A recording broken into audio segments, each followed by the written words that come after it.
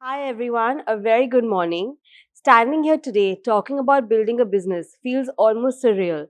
Not because I doubted what's possible, but because for much of my life, I never felt the hunger that pushes a person to start from nothing. I never knew that I had it in me to do what it takes, to work, to make a brand, and to actually be good at it.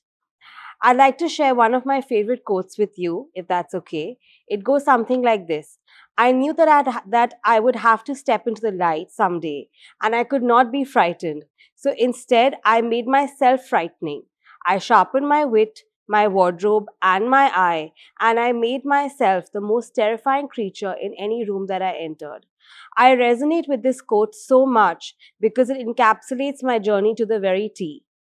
Let me paint a picture of my childhood to you. I grew up in Delhi in a family where luxury wasn't just a word, it was a way of life. My father was a connoisseur of extravagance, from automobiles to high end fashion, brands, jewelry. I had it all. He didn't just buy cars, he collected experiences. Bentleys were bought, how most people buy groceries, without a second thought. As a child, I'd watch him curate experiences with such care, with such precision, that it left an imprint on me. I learned that premium living isn't just about the price tag, it's about craftsmanship, it's about emotion, it's about connection. I grew up believing that quality, beauty, and excellence were my birthright. And you know what? I'm grateful for that experience. I'm grateful for that foundation and the ability to have experienced those things when I did and how I did. Those experiences taught me to recognize monetary value.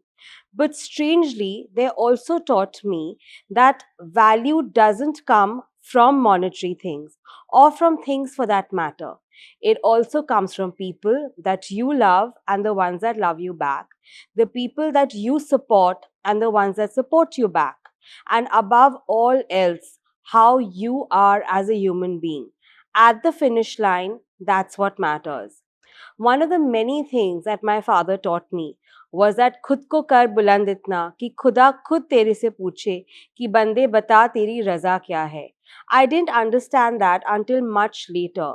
Now, at Warehouse by Mudita, we have designers and global brands lining up to ask us for our terms, our conditions, and pay us, while our contemporaries would give anything just to be associated with them. I watched him, my father, I watched my grandfather. They didn't just create money, they understood it. They saw opportunities where others saw expenses, and I saw them create wealth. The raw truth, however, is that when you grow up believing that affluence is your birthright, losing it feels like losing yourself. That's the truth I learned firsthand. The loss wasn't just financial, it was a devastating blow to my sense of self. People saw me differently. In that moment, I found my strength.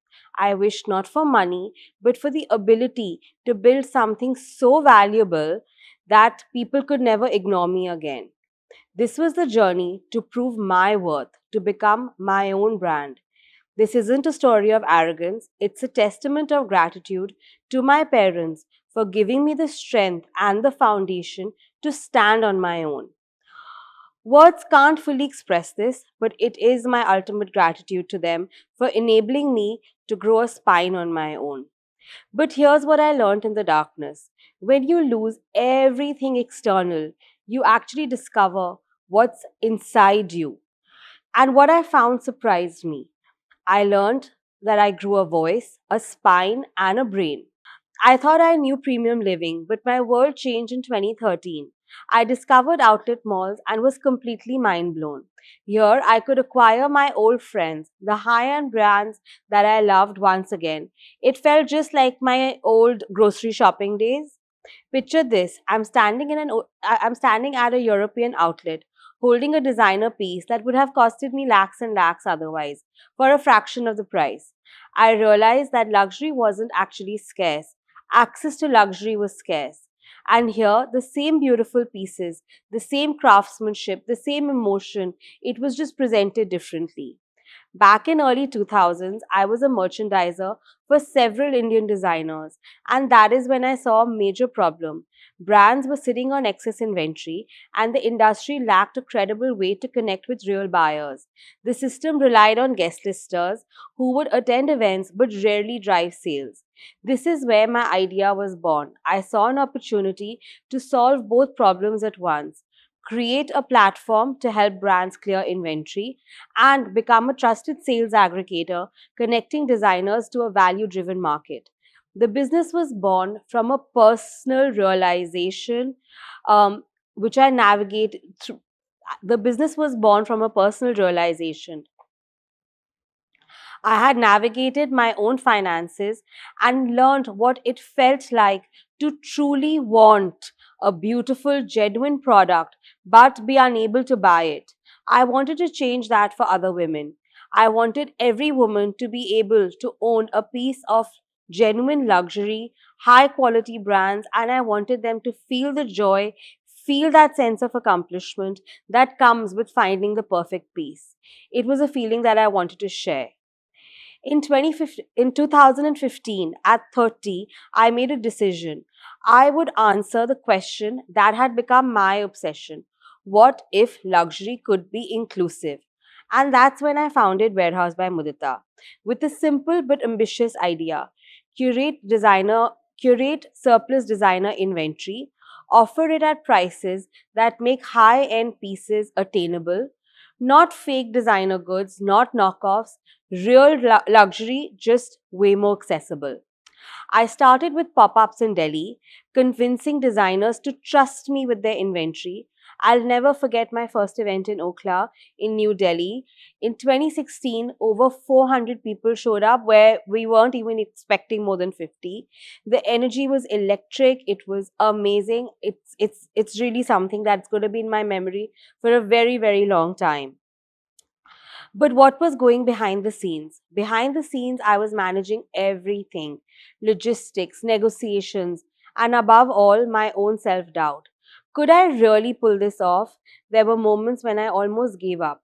But today, we've successfully helped. But today, we've successfully helped over 70 plus brands liquidate more than 4,500 crores worth of inventory.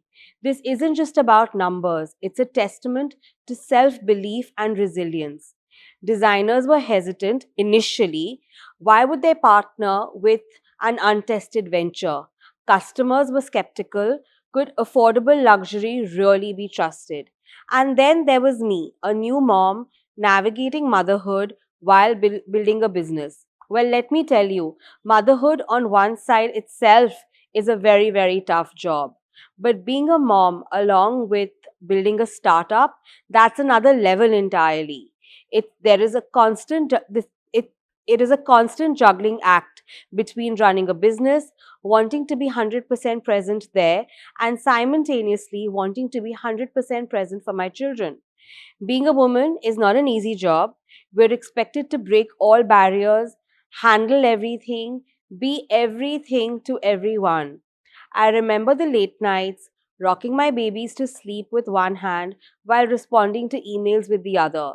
There was a moment when I was closing a deal while one of my babies fell sick, and I could only be 100% present at one place. But I tried to manage both. It was exhausting, but every time I saw a customer's face light up, holding a designer piece, every time I saw a designer's face light up with their sales figures, something that they thought that they could never achieve, I knew I was onto something bigger. And that I knew, and that's when I knew that I was onto something bigger than myself. I have been incredibly lucky that my family has always been very supportive. Having that made the impossible feel possible. But even with that support, the weight of expectation as a woman entrepreneur and a mother was immense. Society expects us to excel in the boardroom and the nursery with equal perfection, often without acknowledging how extraordinary that really is. Starting in Delhi, we have now expanded to new cities: Mumbai, Kolkata, Hyderabad. We're also gradually building an online presence, and with a strong team, We've hit many milestones and are still growing. Every late night, every rejection, every small victory. It was rebuilding not just a business, but rebuilding myself. The girl who lost the life of legacy was building her own legacy again. Here's what's going on from a riches to rags to building riches taught me. Premium living was never about the price tag. It was about access to beauty and to it was about access to beauty, to quality, and to feeling worthy of beautiful things.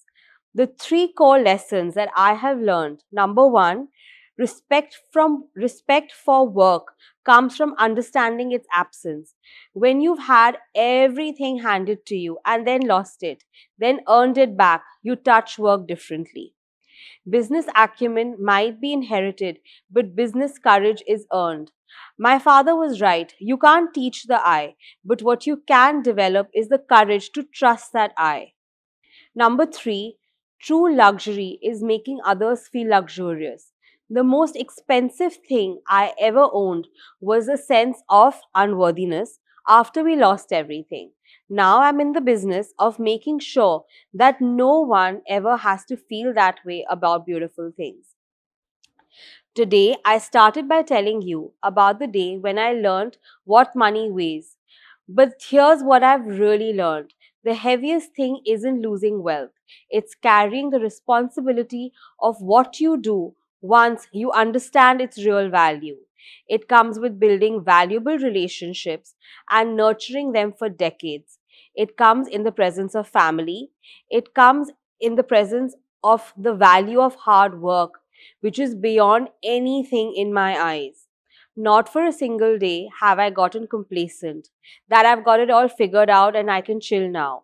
Hard work pays off, yes, but only when you give it everything you've got with 100% dedication and honesty. If you're in this room, you've probably experienced your own version of riches to rags to riches. Maybe it wasn't money, maybe it was confidence, maybe it was opportunity, maybe it was love. As I stand here today, I am not just Mudita Jaipuria, the founder of Warehouse by Mudita. I'm a daughter, I'm a wife, I'm a mother, I'm a dreamer, and above all, I'm a doer. My journey isn't just about fashion, it is about redefining what's possible when you dare to bridge gaps between luxury and accessibility, between ambition and family, between who you are and who you can become. So I ask you, what gap do you see in the world? What dreams keep you up at night? And what's stopping you from taking that first step? Maybe it's fear, maybe it's doubt, or maybe it's the weight of responsibility. But let me tell you, those are not roadblocks, they're stepping stones. Take that spark inside you, that one idea worth spreading, and start small.